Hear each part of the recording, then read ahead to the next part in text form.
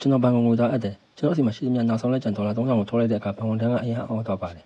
ဘာလို့လဲဆိုတော့အဲ့ဒီပမာဏကဘန်တစ်ခုလုံးမှာရှိတဲ့ငွေထက်တောင်များနေလို့ပါပဲသူကကျွန်တော်ကိုဒီမှာပဲအမှတေချာလို့လာတော့ထပ်မံမေးမြန်းခဲ့ရပါတယ်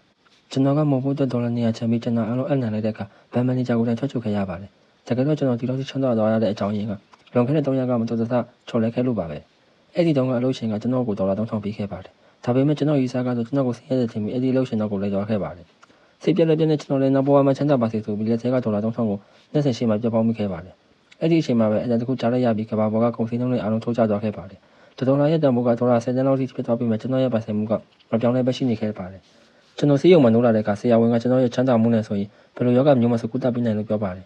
ကျွန်တော်ကဒေါ်လာ100ကိုအများကြီးလားလို့မေးလိုက်တဲ့အခါဆရာဝန်ကသူ့တက်လုံးမှာအလုပ်လုပ်ရင်တော့ဒီလောက်မမြင်ရနိုင်ဘူးလို့ပြင်ပေးခဲ့ပါတယ်အဲ့ဒီတော့မှကျွန်တော်ကြားခဲ့တာတွေဟာတကယ်ဖြစ်လာခဲ့မှန်းသိလိုက်ရပြီးဒဏ်ရာတွေလည်းချက်ချင်းပျောက်ခင်းသွားခဲ့ပါတယ်ဆေးရုံကဆင်းတော့တစ်သေးတယောက်ရဲ့ဘဝကိုခန်းစားချိချင်တာနဲ့အကောင်းဆုံးဗီလာအယောင်ပြခန်းကိုတွားခဲ့ပါတယ်အယောင်ဝန်ခံကကျွန်တော်ရဲ့ရိုးချင်တဲ့ဝတ်စားကိုကြည့်ပြီးဒီမှာအသက်တာဆုံးအိမ်တော်$9တန်တယ်လို့ပြောပြီးနေပါတယ်ဒါပေမဲ့မန်နေဂျာရောက်လာလို့ဈေးကြီးဆုံးအိမ်ဘယ်လောက်လဲလို့မေးလိုက်တော့$8ရှိတယ်လို့ပြောပါတယ်ကျွန်တော်လည်းချက်ချင်းပဲဒေါ်လာ100တန်တရွက်ကိုထုတ်ပေးလိုက်တဲ့အခါမန်နေဂျာကကျွန်တော်ကို VIP အခန်းထဲကိုခေါ်သွားပြီး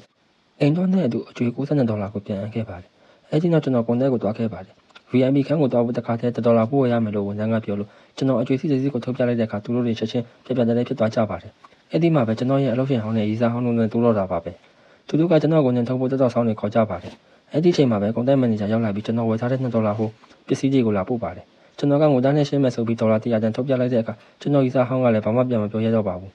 နောက်တစ်နေ့မှာကျောင်းတော်ကအလားပကလေးစီကနေအတန်းပေါ်ပြန်လဲစုံစည်းပွဲဖိတ်စာရခဲ့ပါတယ်တငယ်ချင်းတွေအားလုံးကကျွန်တော်ကိုစင်းရင်းနေတော့မယ်လို့ထင်နေကြတာပါချမ်းသာတဲ့တစီသားတယောက်ကအားလုံးကိုကြိုက်တာမှလို့ကြောင်းနေချိန်မှာကျွန်တော်ကကျောင်းကအလားပကလေးကို$9တန်ပြီးလာအင်တလုံးနဲ့ဆောင်ပေးလိုက်ပါတယ်အဲ့ဒီတစီသားကကျွန်တော်ကိုကြွားနေတဲ့ထင်ပြီးစားတော့ဆိုင်ကဘေးကိုပေးခိုင်းပါတယ်ဆိုင်ဝန်ထမ်းကကြောက်ကြုံငွေ50မရှိတယ်လို့ပြောတဲ့အခါကျွန်တော်ကအိတ်ထဲက$100တန်တရွက်ကိုထုတ်ပြလိုက်ပါတော့တယ်